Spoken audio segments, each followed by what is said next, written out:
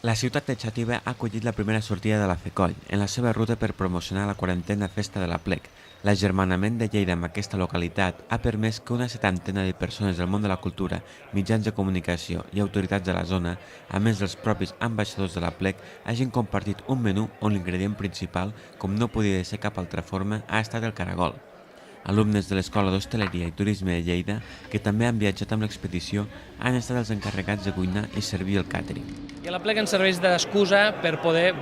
vendre Lleida, vendre ciutat, vendre territori, vendre cultura, patrimoni i gastronomia, que la tenim molt important. I el que farem avui aquí és portar una mica de la nostra gastronomia al plat, el caragol com a eix vertebrador de tot això, i la nostra intenció és que el Caragol Tour serveixi com ha servit tots aquests anys, perquè hi hagi un retorn, perquè la gent ens vingui a veure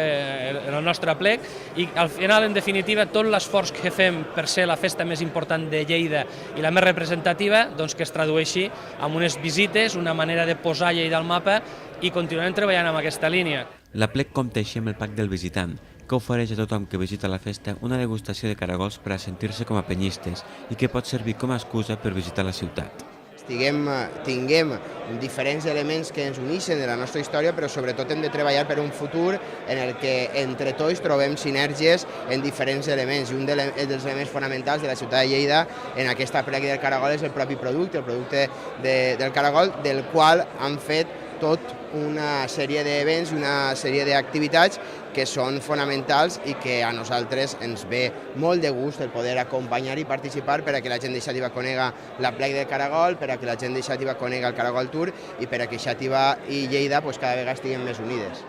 Sí, l'acabé de conèixer avui, però me pareix que és una organització interessant, és més gastronòmic, entonces a mi m'agrada molt menjar